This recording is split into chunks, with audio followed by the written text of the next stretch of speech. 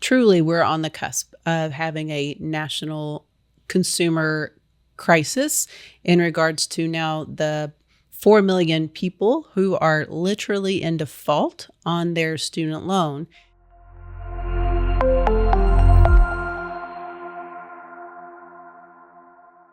Good day, and welcome to Banking on Success Together.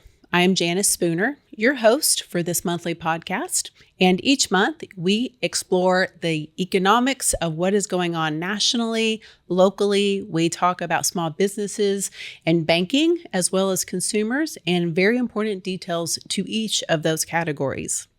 In just a few minutes, we're going to be joined by my teammate, Randy McCauley, and we are going to be discussing a few very important topics about what's going on in the economy right now in 2025, as well as the consumers and buy now, pay later. You might have seen the acronym of BPPL, and that's very important, as well as for student loans that are in default. So hang tight. Let's talk about the national and local economy really quickly, and then we'll dive right in. So recently, let's talk about recent changes in our U.S. trade policy and how those decisions are shaping our future. We're seeing that ongoing uncertainty, particularly around tariffs, is weighing heavily on business confidence.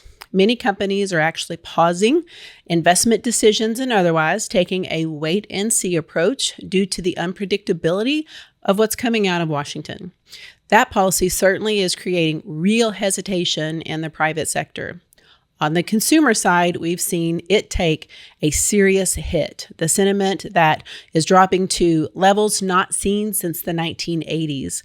Business confidence is also weakening, with forward-looking indicators at multi-year lows. And while this hasn't yet led to a sharp pullback in consumer spending or business investment, the disruptions to trade are real. In fact, cargo volumes from China are down over 40% in recent weeks, an eye-opening figure that reflects the strain on our global supply chains. In terms of economic output, U.S. real GDP contracted in the first quarter for 2025. A big part of that was driven by what we call front loading. Consumers and businesses accelerating their purchases to stay ahead of the expecting and implemented tariffs. But that kind of rush generally can lead to a lull or a downturn in the next quarter. So we will see what happens and what's coming. Because of all of this, many analysts are now predicting GDP growth at just 1.1 for both 2025 and 2026. By the fourth quarter of this year, growth should slow to just about 0.2%, what economists refer to as stall speed. Now, are we headed into a recession?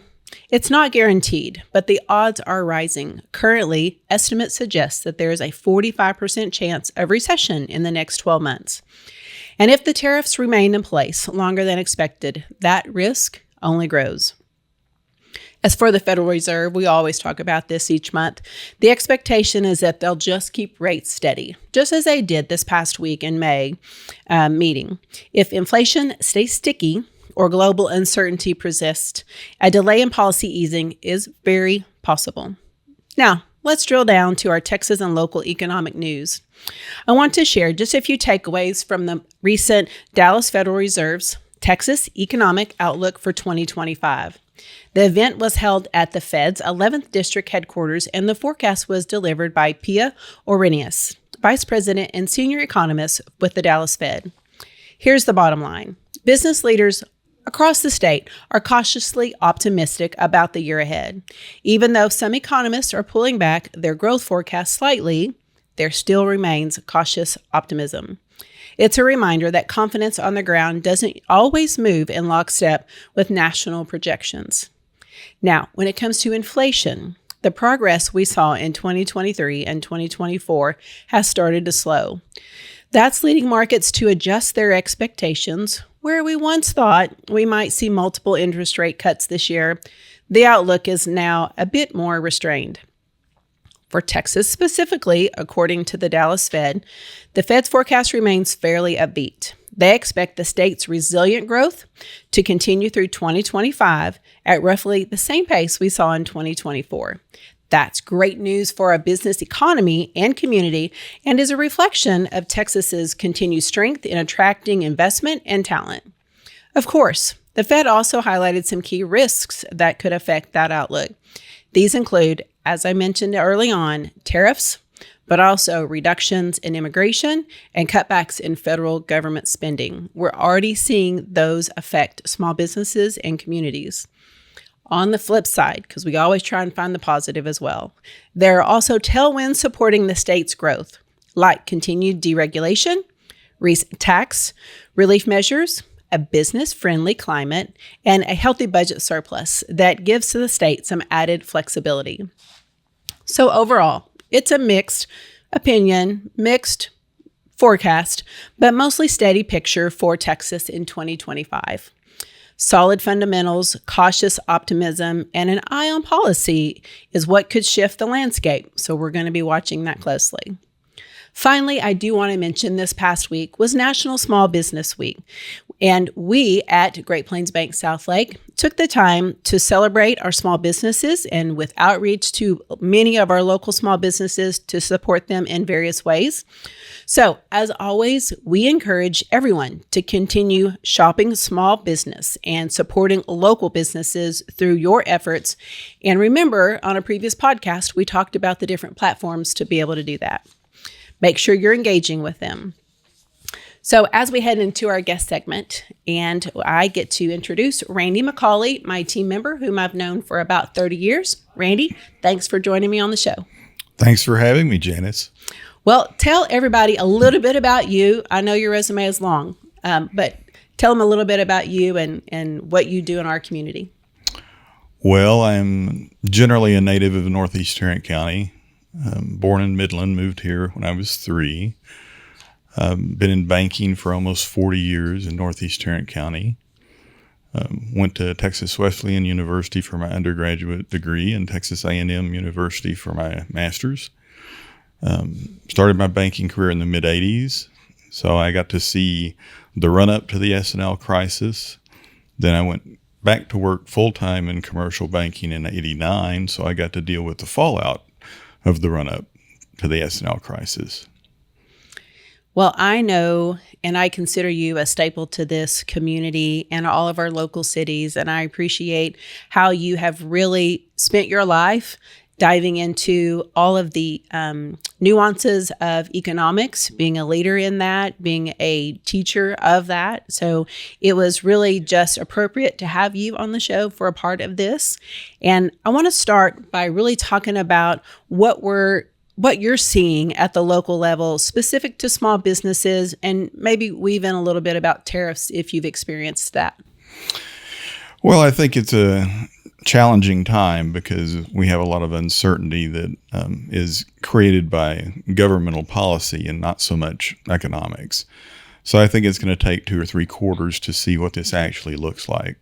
To your point, GDP was down substantially in the first quarter, but that was because of a huge surge in imports, people trying to get ahead of the pricing changes that tariffs might bring.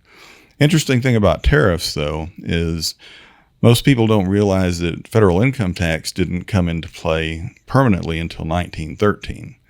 So our country was developed with tariffs and excise taxes as the primary sources of government funding. Income taxes were instituted in 1862 during the Civil War for a period of time. And then in 1872, they were repealed. And then in 1909, there was discussion of bringing them back, largely because of World War I. And so the constitutional amendment was approved in 1913. Wow. I know you're a history buff. I am a history buff. Yeah. Do you see a lot of people asking questions, as I do, and I have to remind them not all businesses are affected by tariffs, but there are so many that have unintended consequences of those tariffs. What are you hearing? Well, I think it's accelerating people spending patterns in some cases. the rush to buy vehicles, for instance. But I think that nobody can really assess how this is going to play out until really the third quarter, because let's say the second quarter contracted as well. I wouldn't necessarily call that a recession yet, because of the things that happened in the first quarter were not natural economic conditions. They were a reaction to a government policy. Now, if the second and third quarter contract as well, then I would say that we would be in a recession. And with each of these podcasts, I really try to focus on some helpful hints. And let's just talk a minute about small businesses. From your perspective, what do you think they need to be doing right now? Well, I think everybody needs to assess their expense structure, and they need to be budgeting and planning. Sometimes small business, operates day to day, and they don't have strategic plans or budgets that they follow. And I think it's incredibly important in a period like this, where you have economic uncertainty, to have a plan and then modify that plan if you need to. So we're fortunate in Texas. We live in a state that is actually the 8th largest economy in the world. People don't realize how big Texas's economy is, and it's very diversified. Nothing like it was back in the S&L days, when we were concentrated in real estate and oil and gas. So we've got great tech hubs. You've got the Tesla facility. You've got all kinds of things in Texas that are much different than they were when we had that previous crisis. So I think that for small business, the silver lining here in Texas, and especially in the Metroplex, is we're in the best place in the country. So we're blessed to be in an environment where success is more likely than failure. Now, having said that, you have to dot your I's and cross your T's. I mean, we talked about things like employment. All right. So immigration plays a role in that. So if you lose immigrants in the workforce, then that may likely drive up the cost of labor. So that's inflationary. You've got potential cost increases from tariffs on goods that you may bring in if you're a small business. So that's inflationary. So when we look at the environment right now, it's very difficult to assess, because so you can make a case that the Federal Reserve will have to raise rates. You can make a case that they're going to be static for an extended period of time. And I think if you make the case that there's going to be a rate cut, it's more likely going to be related to unemployment than it is inflation. Because, unemployment last month is 4.2% on an annual basis. GDP, inflation was 2.4%. So, those two factors is the mandate for the Fed: full employment and controlled cost. Well, those are at odds somewhat.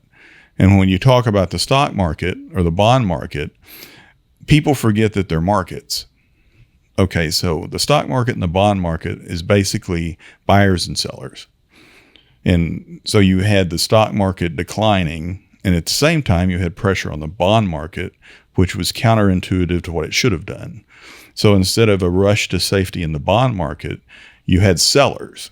So you had foreign entities selling a lot of bonds, partly for liquidity purposes, and partly because there was probably a little bit of punishment in that activity to try and put pressure on the United States as it related to the tariffs.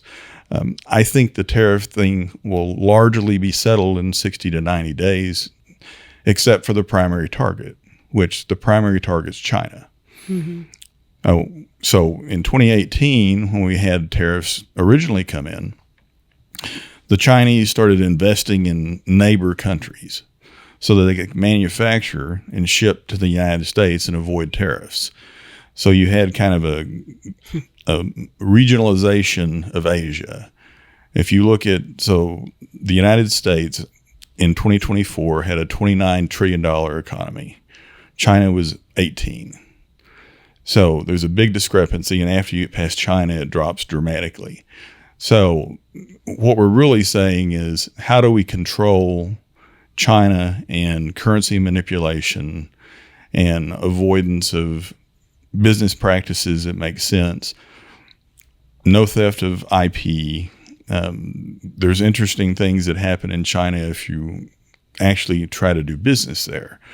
And I don't know if you've heard about the golden share. But the Chinese government, in large part, controls many companies because they have a trump card, if you will, not to use a pun. But what it basically says is Xi is the person that makes the decision ultimately for the company. And if you do business in China and they violate some laws or trade agreements, you can't sue them. So it's an unfair playing field. And I think what's happening right now is, although on an accelerated basis, we're trying to level that playing field. So we had policies for decades that, frankly, we as the populace, we the people, failed to hold our government accountable.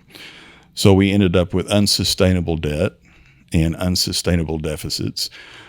Now, I don't think anybody expected the reversal of that to be so quick, but it was like the popping of a bubble.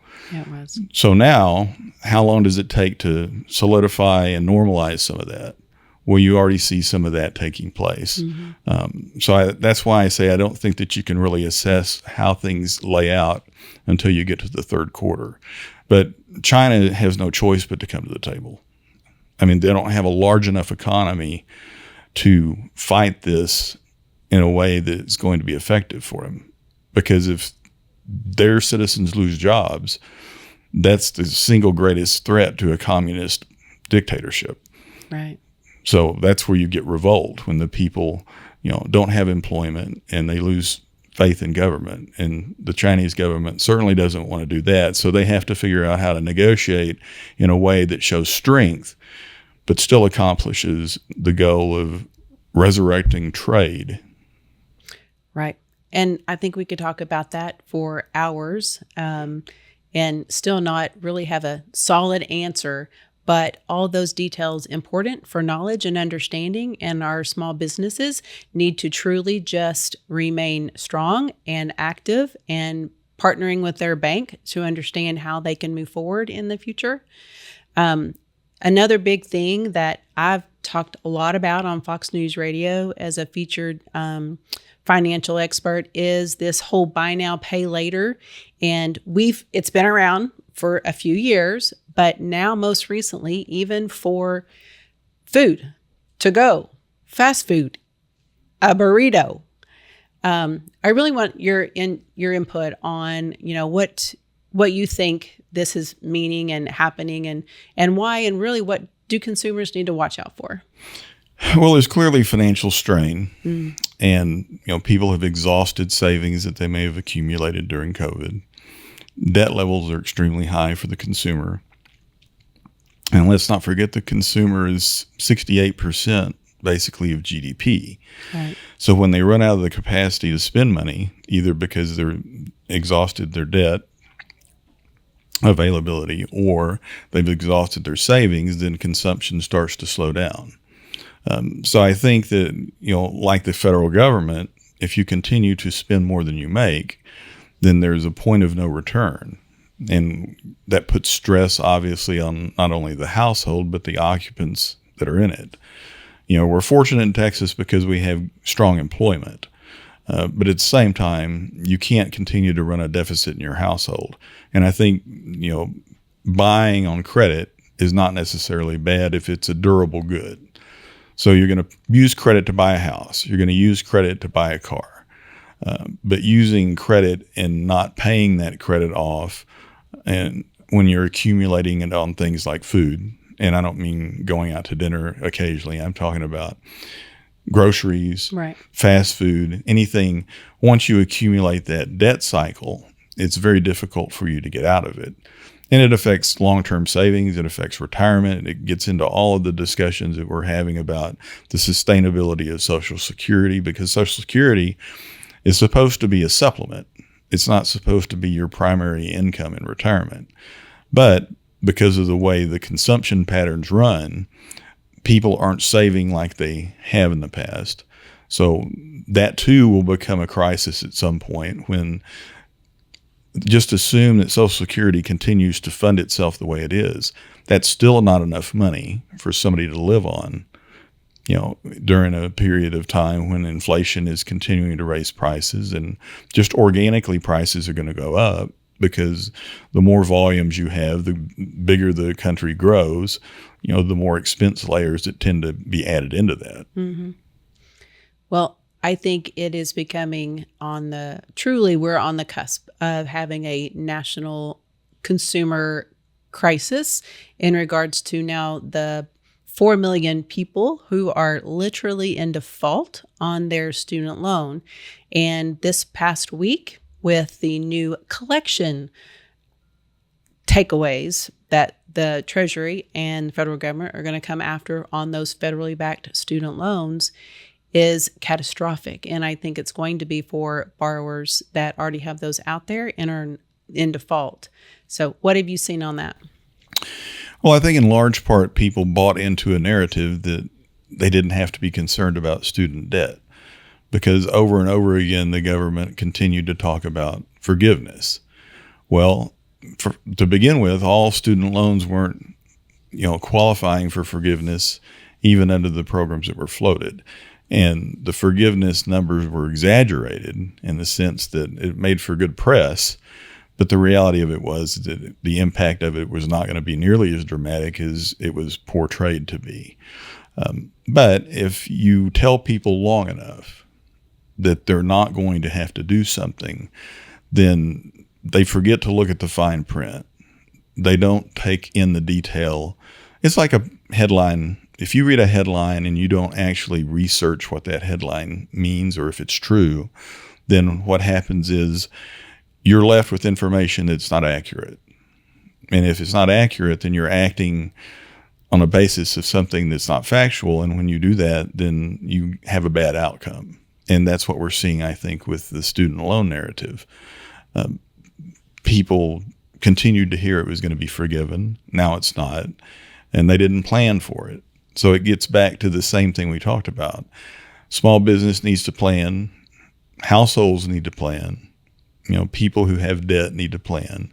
And a plan is not listening to a narrative that you're not going to have to repay it. That's right.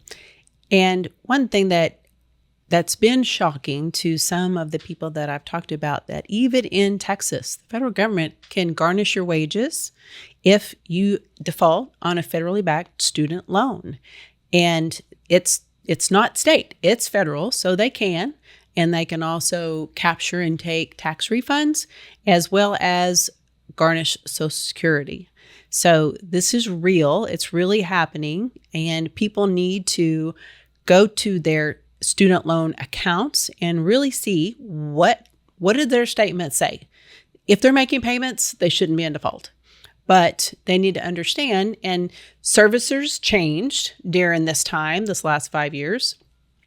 So maybe they're not getting their statements in the mail anymore.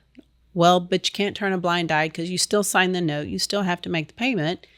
And so I am truly being proactive about making sure people understand they've got to reach out to their student loan servicer and find out, because there are income-driven repayment plans.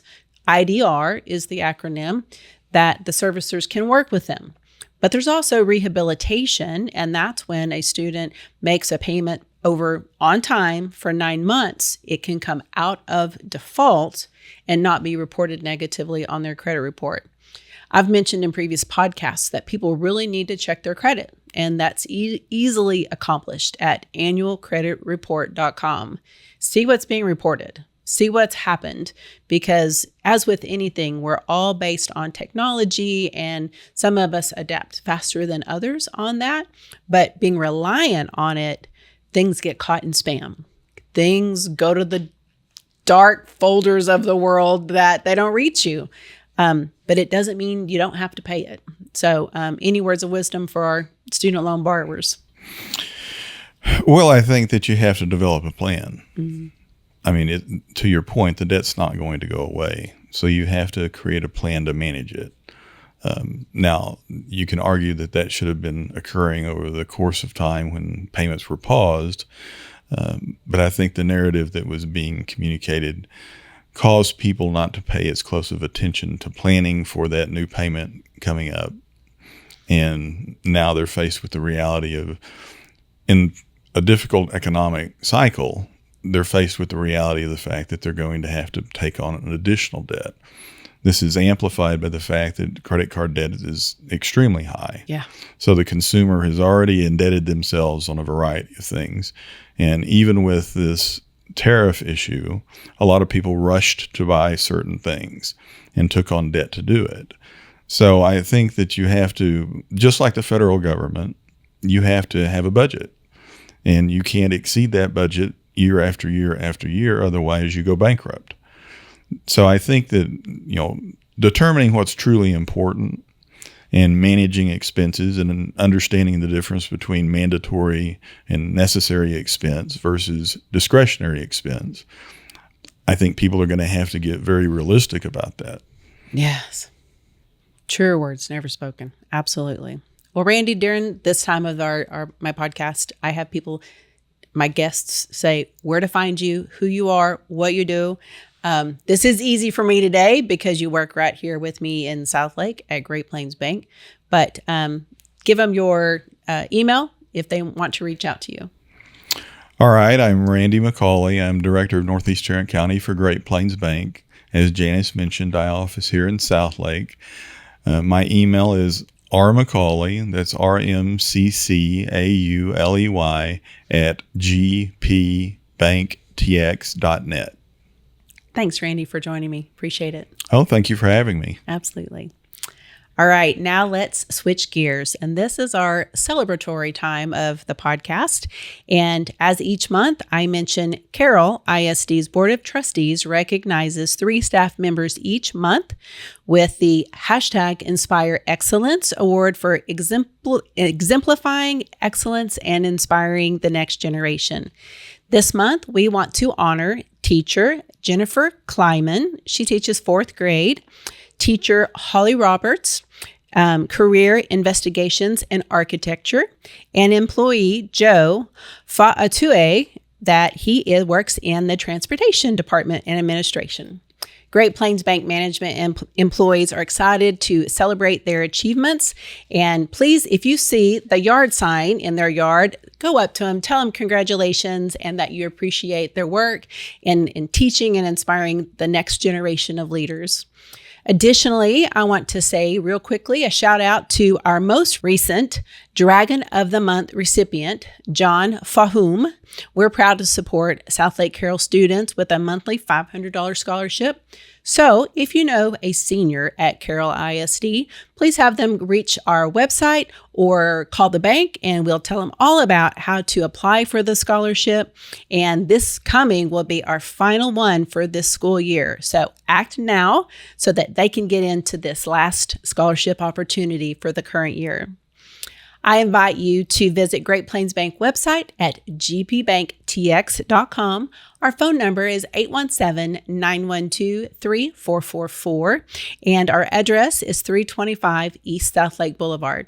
I invite you to come by, experience what it feels like to be a part of a hometown bank with all the tools and processes and resources, products that you need to have a successful banking experience for both business and consumers. I am Janice Spooner, your podcast host for Banking on Success Together.